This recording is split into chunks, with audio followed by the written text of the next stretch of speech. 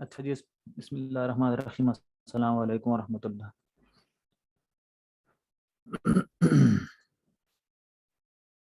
پچھلے سبق میں ہم نے ایجاب و قبول کے بارے میں پڑھا تھا۔ ایجاب کسے کہتے ہیں، قبول کسے کہتے ہیں، اس کو مختصر طور پہ دہرا دیتے ہیں۔ ایجاب کا کہا جاتا ہے بیع و شراء کے اندر سب سے پہلی بات جو کرتا ہے اس ایجاب کہتے ہیں۔ اگر سب سے پہلے بائع کہتا ہے کہ میں یہ چیز بیچتا ہوں اور مشتری کہتا ہے کہ میں خریدتا ہوں، تو بائع کی بات کو ایجاب کہیں گے، مشتری کی بات کو قبول کہیں گے۔ اور اگر مشتری پہلے یہ کہے کہ میں یہ چیز خریدتا ہوں، بائع پھر اس کو کہے کہ میں بیچتا ہوں، تو اب مشتری کی بات کو ایجاب کہیں گے، بائع کی بات کو قبول کہیں گے۔ ٹھیک ہے، یہ بات ہو گئی تھی۔ دوسری بات یہ ہوئی تھی ایجاب کی قسمیں۔ ایجاب ایک ایجاب خاص ہوتا ہے۔ ایجاب خاص اس کو کہتے ہیں کہ جیسے ہم کسی معین شخص کو کوئی چیز بیچتے ہیں، میں زید کو کوئی چیز بیچتا ہوں، عمر کو کوئی چیز بیچتا ہوں، عمر سے میں کہتا ہوں کہ بھائی یہ چیز میں آپ کو بیچتا ہوں، یا بکر سے میں کہتا ہوں کہ بھائی یہ چیز میں آپ کو بیچتا ہوں، تو وہ ایجابی خاص ہے جس کے ساتھ ایجاب ہوتا ہے، صرف اسی کو قبول کرنے کا حق ہوتا ہے، کسی اور کو قبول کرنے کا کوئی حق نہیں ہوتا۔ یہ دو باتیں۔ تیسری بات ہوئی تھی ایجاب عام کی۔ ایجاب عام اس کو کہا جاتا ہے کہ جس میں ہر ایک بندے کے لیے ایجاب ہو۔ ٹھیک ہے، جس میں ہر ایک بندے کی طرف ایجاب ہو، مطلب بائع کسی ایک کو متعین کر کے ایجاب نہیں کرتا، بلکہ بائع مطلقاً ایجاب کرتا ہے، کوئی بھی آئے اور وہاں سے کوئی چیز خرید لے، ہر ایک کی طرف وہ ایجاب ہوتا ہے۔ جیسے اس کی مثال میں نے آپ کو دی تھی کہ بازاروں کے اندر ریڑھی والے یا جو ہے تو کپڑے والے وہ سیل لگا کر کہتے ہیں کہ ہر ایک چیز 100 روپے کی یا 200 روپے کی، اس کو ایجاب عام کہتے ہیں۔ ٹھیک ہے، اور یا آپ لوگ کسی مال میں جاتے ہیں اور وہاں پر چیزوں کے اوپر قیمت لکھی ہوتی ہیں، اسٹور میں جاتے ہیں وہاں پر قیمت لکھی ہوتی ہے، آپ وہ چیز اٹھاتے ہو اور کاؤنٹر پر پیسے جمع کر دیتے ہو، تو وہ جو قیمت لکھی ہوتی ہے اس کو ایجاب عام کہتے ہیں۔ ٹھیک ہے، تیسری چیز رہ گئی تھی دعوت الی الایجاب۔ دعوت الی الایجاب، یہ والی چیز رہ گئی تھی۔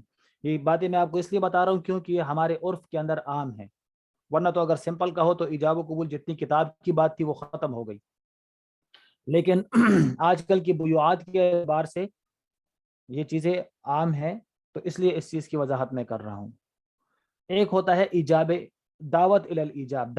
دعوت الی الایجاب کا مطلب ہوتا ہے کہ بائع کہتا ہے کہ بھائی آ جاؤ، کوئی میرے ساتھ یہ معاملہ کر لو، مجھ سے یہ چیز کوئی خرید لے اور خریدنے کا معاملہ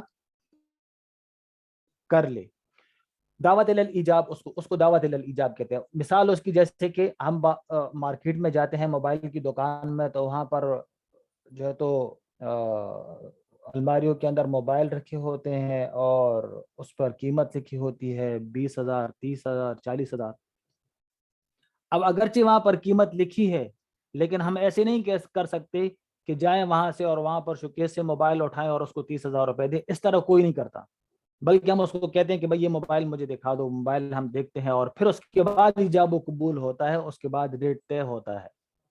سمجھ گئے؟ وہ جو ریٹ لکھا ہے وہاں پر وہ ایجاب نہیں ہے، وہ دعوت الی الایجاب ہے۔ ایک بات۔ دوسری بات، اکثر آپ لوگوں نے آن لائن بیوعات کی ہوں گی، ٹھیک ہے، جیسے OLX کے اوپر ہوتی ہیں اکثر، ٹھیک ہے، تو وہاں پر کوئی گاڑی بیچتا ہے، کوئی پلاٹ بیچتا ہے، کوئی بائک بیچتا ہے، ٹھیک ہے۔ میں نے ابھی ایک بائک لگائی ہے اور 1 مہینہ ہو گیا، مہینے سے بھی زیادہ ہو گیا، نہیں بک رہی، ورنہ میری کوئی چیز ٹکتی تو نہیں ہے OLX پہ، اب یہ نہیں نکل رہی۔ وہ جو ریٹ لکھا ہوتا ہے، یا جو ہے تو بعض دفعہ اخباروں میں اشتہارات آتے ہیں کہ بھائی فلاں بندہ اپنا پلاٹ بیچ رہا ہے، یہ جو اشتہارات ہوتے ہیں، اب یہاں پر آپ ایسے نہیں کر سکتے کہ بالفرض اگر کوئی آدمی اپنے پلاٹ کا اشتہار دے دے اخبار کے اندر، آپ فوراً وہاں پر جائیں اور اس کو پیسے دے دیں کہ بھائی اپنے پیسے لے لو اور پلاٹ میرے نام کرو، وہ کہے گا میں آپ کو نہیں بیچنا۔ تو آپ اس کو یہ نہیں کہہ سکتے بھائی آپ نے ایجاب کیا، مجھے قبول کرنے کا اختیار ہے، آپ کو میرے قبول کو رد کرنے کا اختیار آپ نہیں رکھ سکتے، کیونکہ یہ ایجاب عام ہے، یہ ایجاب عام ہے، اور ایجاب عام کے اندر قبول کو رد کرنے کا آپ کو کوئی اختیار نہیں ہے، آپ اس کو یہ نہیں کہہ سکتے، کیونکہ وہ ایجاب عام نہیں ہے، وہ دعوت الی الایجاب ہے۔ دعوت الی الایجاب کے اندر اگر بائی جو ایجاب کر رہا ہے اس کی مرضی ہے، وہ آپ کے ساتھ ڈیلنگ کرنا چاہے، آپ کو وہ چیز بیچنا چاہے تو ٹھیک ہے، اور اگر نہ بیچنا چاہے تب بھی اس کی مرضی ہے، تب بھی اس کی مرضی ہے۔ تو دعوت الی الایجاب کے اندر صرف کیا ہوتا ہے، صرف آدمی جو ہے تو لوگوں کو دعوت دیتا ہے، لوگوں کو اپنی طرف بلاتا ہے کہ کوئی آ جائے اور مجھ سے یہ چیز لے لے، ٹھیک ہے۔ اب بات یہ ہے کہ کہاں پر دعوت الی الایجاب ہوتا ہے اور کہاں پر ایجاب عام ہوتا ہے، سوال یہ ہے، کیونکہ میں نے آپ لوگوں کو ایک مثال دی کہ ہم لوگ مال میں جاتے ہیں، وہاں پر اکثر چیزوں کے اوپر ریٹ لکھے ہوتے ہیں تو وہ دعوت الی الایجاب ہے، لیکن جب آپ موبائل کی دکان میں جاتے ہیں یا OLX کے اوپر کوئی چیز دیکھتے ہیں تو وہ دعوت الی الایجاب ہوتا ہے، ایجاب عام نہیں ہوتا۔ تو کیا فرق ہے، کہاں پر ہمیں پتہ چلے گا کہ یہ چیز ایجاب عام ہے اور یہ دعوت الی الایجاب ہے، ہمیں کیسے پتہ چلے گا؟ سمجھ آ گئی بات؟ تو دیکھیں اس کا تعلق عرف کے ساتھ ہے، اس کا تعلق عرف اور معاشرے کے ساتھ ہے۔ عرف اور معاشرے کے اندر یہ دیکھا جائے گا کہ یہ جو بندہ اس نے ریٹ لکھا ہے تو یہ عرف کے اعتبار سے ایجاب عام ہے یا عرف کے اعتبار سے دعوت الی الایجاب ہے۔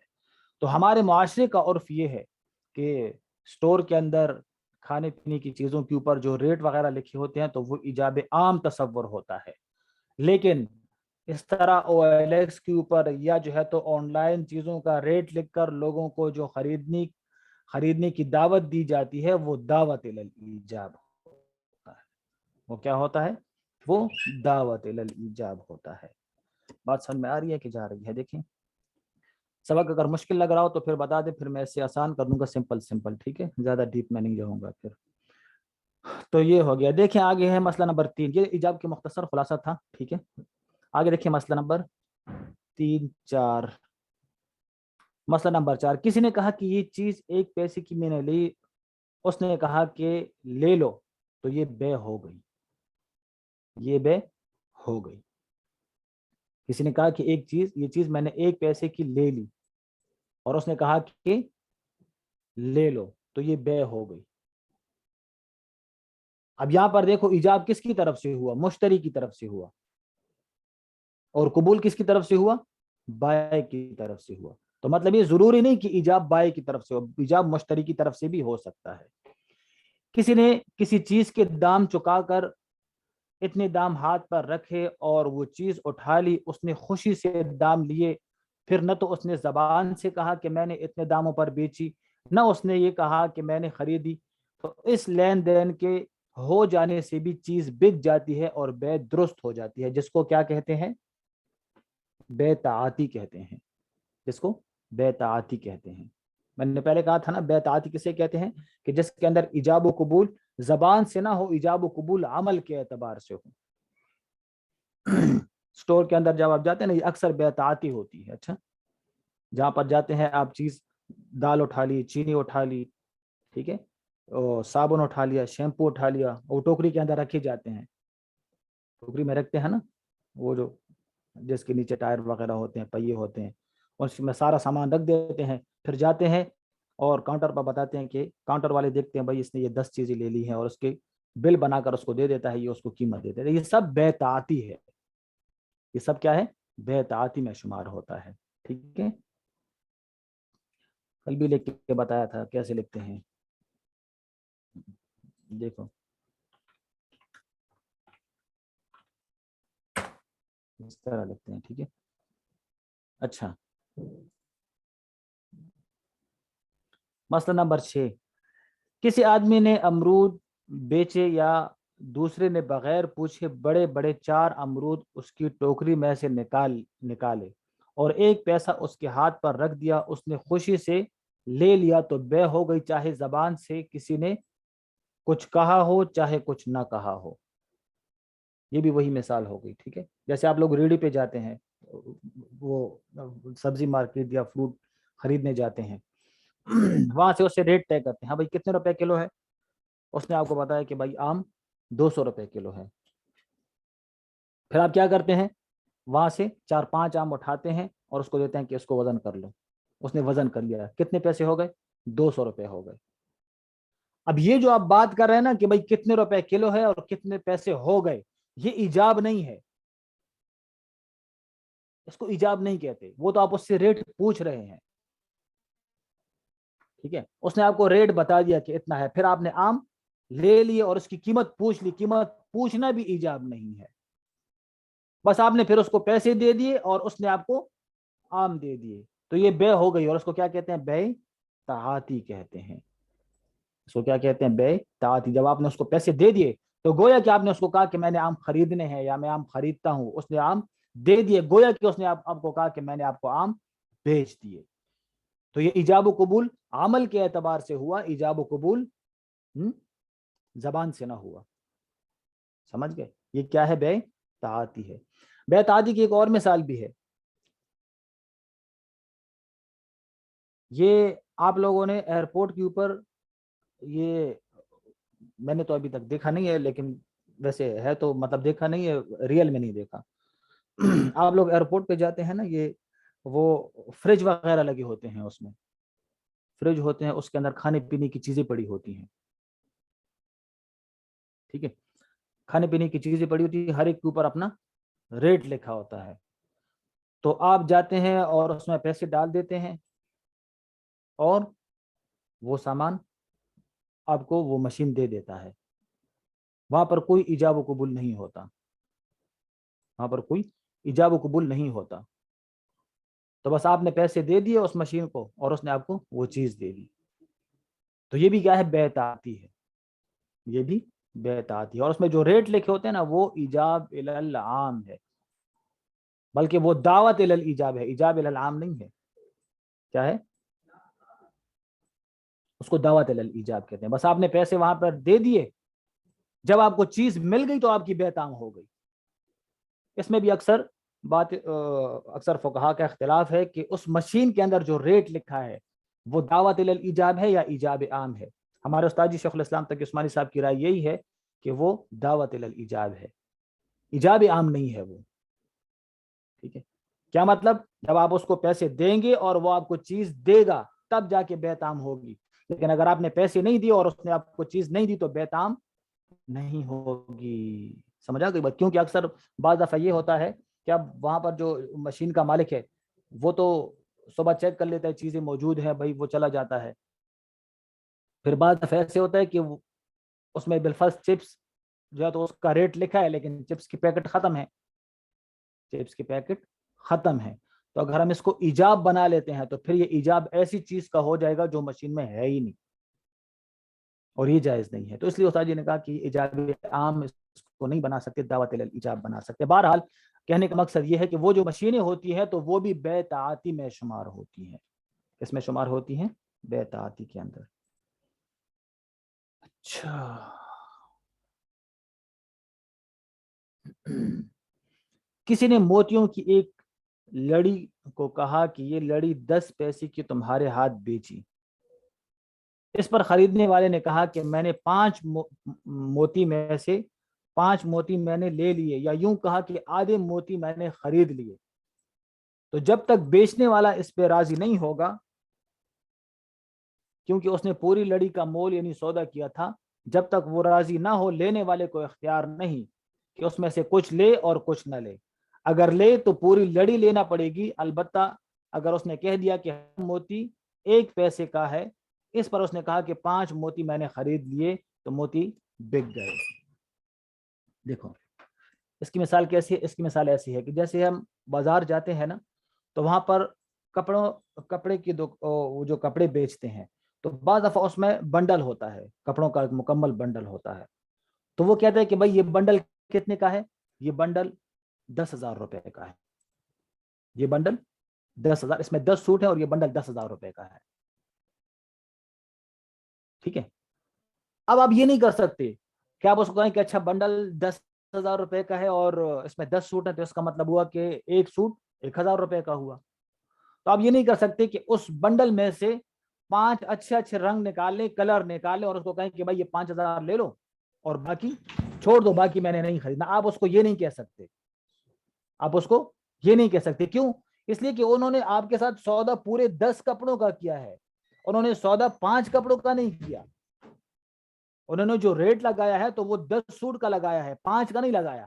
اس لیے کہ بعض دفعہ ایسے ہوتا ہے دکاندار اس طرح کرتے ہیں کہ ان کی کوئی ردی چیز بکتی نہیں ہے، ایسے سوٹ کہ جن کا کلر اچھا نہیں ہوتا وہ بکتا نہیں ہے، تو اس کو بیچنے کے لیے وہ کیا کرتے ہیں، اس کو بیچنے کے لیے وہ یہ کرتے ہیں کہ ان وہ سوٹ اور یا وہ کلر جو اچھے نہیں ہوتے، عمدہ نہیں ہوتے، ان کلر کو وہ شوخ کلر کے ساتھ ملا دیتے ہیں، ایسے کپڑے جن کے کلر اچھے ہوتے ہیں ان کے ساتھ ملا کر بیچتے ہیں.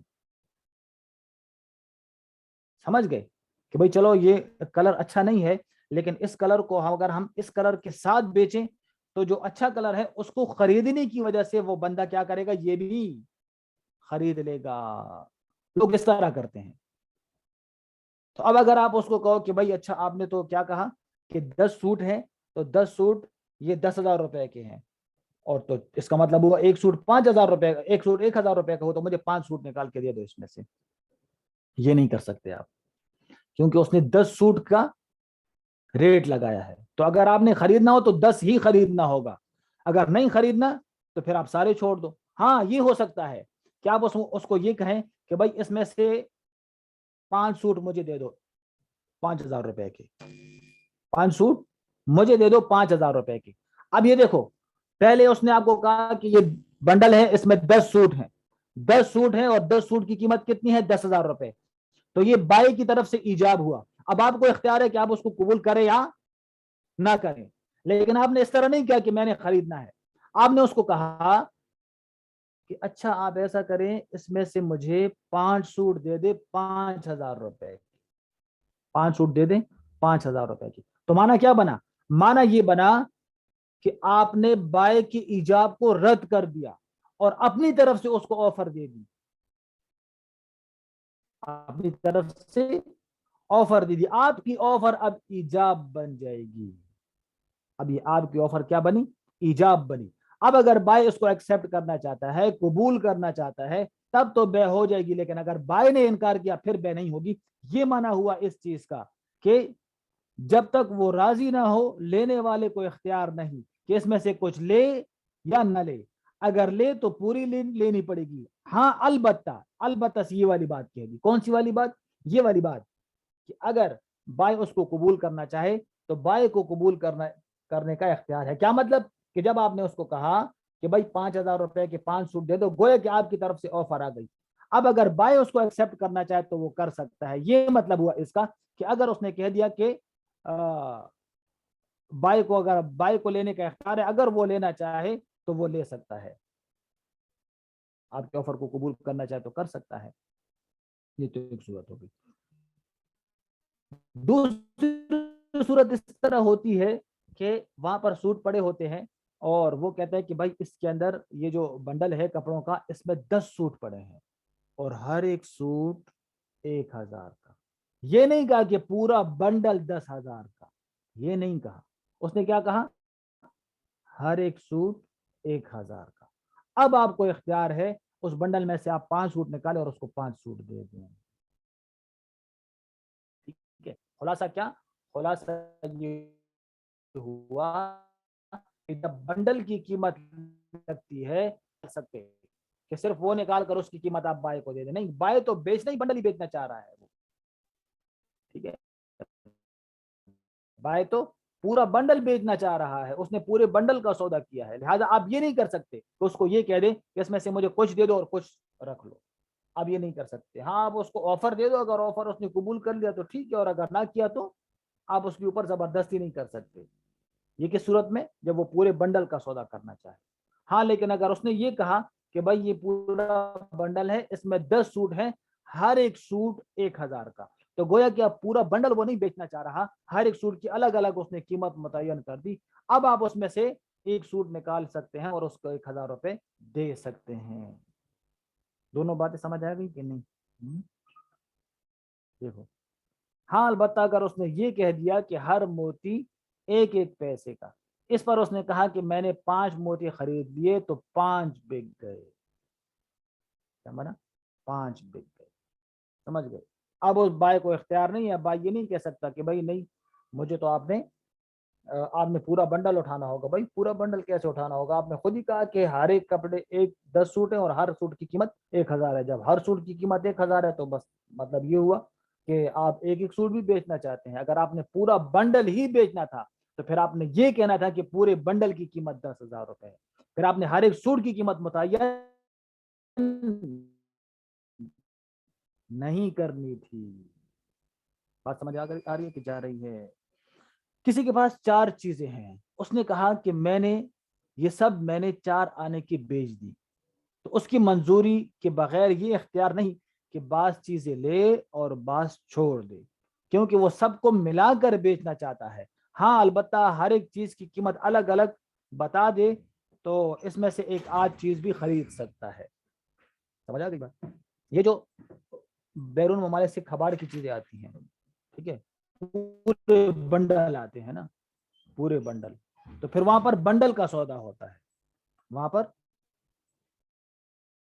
پر پورے بنڈل کا سودا ہوتا ہے. اب یہ وہ بس کہتے ہیں بھائی یہ پورا بنڈل کتنا ہے, یہ پورا بنڈل 20,000 روپے کے, اس میں جو بھی چیز ہے جتنی کی بھی ہے بس وہ آپ کو خریدنا پڑے گا. ٹھیک ہے, جائز ہے. اب اس میں سے آپ یہ نہیں کر سکتے کہ چلو اس کو کھولو تو صحیح, اس میں سے میں چیز پسند کر لوں. نہیں بھائی, پسند کرنے والی بات نہیں ہے. آپ نے خریدنا ہے تو پورا بنڈل اٹھا لو, آپ نے چھوڑنا ہے تو پورا بنڈل چھوڑ دو. سمجھ گئے؟ اس میں کیا فائدہ ہوتا ہے؟ اس میں بائی کا فائدہ ہوتا ہے. بائی کا بس یہ فائدہ ہوتا ہے کہ وہ جو ردی چیز تھی وہ بھی اسی کے ساتھ بک جاتی ہے, کیونکہ اگر ردی چیز تو اگر وہ بنڈل میں سے جید چیزیں سارے اٹھا لے تو پھر وہ ردی چیز تو بائی کے پاس رہ جائے گی. بائی کا نقصان ہے, وہ تو اس سے کوئی بھی نہیں خریدے گا, اس لیے وہ پھر ملا کر بیچ دیتے ہیں. ٹھیک ہے. مسئلہ نمبر 9, بیچنے اور خریدنے میں یہ بھی ضروری ہے کہ جو سودا خریدے ہر طرح سے اس کو صاف بات کر لے, کوئی بات ایسی گول مول نہ رکھے کہ جس میں جھگڑا بکھیرا پڑے. اس طرح قیمت بھی صاف مقرر اور طے ہونا چاہیے. اگر دونوں میں سے کوئی ایک بھی چیز اچھی طرح معلوم اور طے نہ ہوئی ہو تو بے صحیح نہ ہوگی. اس کو کہتے ہیں جہالت. مبی کے اندر جہالت ہو, سمن کے اندر جہالت ہو تو وہ بے درست نہیں ہوتی. سمجھ گئے؟ وہ بے درست نہیں, اور یہ اکثر ہوتا رہتا ہے ہمارے معاشرے کے اندر. ٹھیک ہے, جیسے آپ جاؤ نا کسی دوست کے موبائل پر, ہاں یہ موبائل یار بس آپ لے جاؤ, ٹھیک ہے بعد میں پھر حساب کر لیں گے. یہ بے فاسد ہے, اور جو بے فاسد ہوتی ہے نا اس کو وہ سود کے زمرے میں آتی ہے. ہر معاملہ فاسد وہ سودی معاملہ ہوتا ہے. اب ہم تو کہتے ہیں کہ بھائی چلو بھائی اس نے احسان کر لیا, ٹھیک ہے, احسان نہیں ہے, یہ کیا ہے؟ سودی معاملہ ہے. یار چلو آپ ٹھیک ہے, آپ لے لو, آپ اٹھا لو. یار یہ کپڑا کتنے کا ہے, سوٹ آپ کو پسند ہے؟ ہاں پسند, چلو ٹھیک ہے آپ لے جاؤ, پھر بعد میں حساب کریں گے. بعد میں حساب کیا کرو گے بھائی؟ ابھی اس کو قیمت طے کرو. اس کی قیمت کے اندر جہالت ہو, سمن میں جہالت ہو, یا مبی کے اندر جہالت ہو. ٹھیک ہے, مبی میں جہالت کیسے؟ یا میں نے موبائل خریدنا تھا, ہماری دکان میں موبائل ہیں, تو کتنے کا ہے؟ بس آپ مجھے ابھی 20,000 دے دو, پھر دکان میں جاؤ, جو بھی ہوگا پھر اس وقت آپ کو دے دیں گے. اب یہ مبی کے اندر جہالت ہے. یہ کیا ہے؟ مبی میں جہالت ہے. تو یہ بے صحیح نہیں ہوگی. صحیح نہ ہونے کا مطلب یہ کہ یہ بے فاسد ہے, اور جو بھی معاملہ بے فاسد کی طرف رجوع کرتا ہے وہ معاملہ کیا ہوتا ہے؟ ربویہ ہوتا ہے, اس میں سود کا گناہ ملتا ہے. سمجھ گئے؟ تو یہاں پر کیا خلاصہ ہوا کہ خرید کے وقت جو بھی چیز ہو, چاہے وہ سمن ہے یا مبی ہے, بالکل کلیئر واضح ہونا چاہیے. یہ سوٹ ہے کتنے کا ہے؟ 2,000 روپے کا ہے. ٹھیک ہے, ٹھیک ہے بعد میں حساب کر لیں گے. بعد میں حساب نہیں کریں گے, ابھی بتاؤ 1,500 کا دینا ہے تو ٹھیک ہے, اور اگر نہیں دینا تب بھی بتاؤ. اسی وقت اس کو واضح اور کلیئر کرنا چاہیے. اچھا, کسی نے روپے کی یا پیسے کی کوئی چیز خریدی, اب وہ کہتا ہے کہ پہلے تم روپے دو تب میں چیز دوں گا, اور کہتا ہے کہ پہلے تو چیز دے دے تب میں روپے دوں گا. تو پہلے دلوائے جائیں گے, جب یہ دام دے دے تب اس سے وہ چیز دلوا دیں گے. دام وصول تک اس چیز کے نہ دینے کا اختیار ہے. اگر دو بائے اور مشتری میں سے سب سے پہلی ادائیگی مشتری کرے گا. ٹھیک ہے, میں گیا موبائل کپڑا, میں نے سوٹ کتنے کا ہے؟ 2,000 روپے کا ہے. چلو ٹھیک ہے اس کو پیک کرو. اور نہیں پہلے پیسے تو دو بھائی, اور یار میں کہیں بھاگ رہا ہوں. اور بھائی تم بھاگو یا نہ بھاگو, پیسے دو, پیسے دو, چیز لو اور پھر بھاگو. ہم نے آپ کو کوئی باندھا ہے ادھر؟ تو سب سے پہلے ادائیگی کس کی طرف سے ہوگی؟ مشتری کی طرف سے. سب سے پہلے ادائیگی مشتری کی طرف سے ہوگی. وجہ کیا ہے؟ مشتری کی طرف سے کیوں ادائیگی ہوگی؟ مشتری کی طرف سے سب سے پہلے ادائیگی اس لیے ہوگی کہ دیکھو میں بازار گیا, میں نے کپڑا خریدا تو کپڑا متعین ہو گیا نا, کپڑا متعین ہو گیا, میں جو کپڑا لے رہا ہوں, ہاں بھائی کون سا کلر, آسمانی کلر, بلو کلر, ٹھیک ہے یہ دے دو. کپڑا متعین ہو گیا کہ بائی نے مجھے کون سا کپڑا دینا ہے وہ تو متعین ہو گیا. میں نے اس کو 2000 روپے دینے, لیکن کون سے 2000 روپے دینے ہیں, قیمت متعین ہے نہیں, قیمت متعین نہیں ہے. قیمت اس وقت متعین ہوتی ہے, متعین کا مطلب یہ نہیں ہے کہ 2000 روپے, متعین کا مطلب کون سے نوٹ میں نے اس کو دینے ہیں.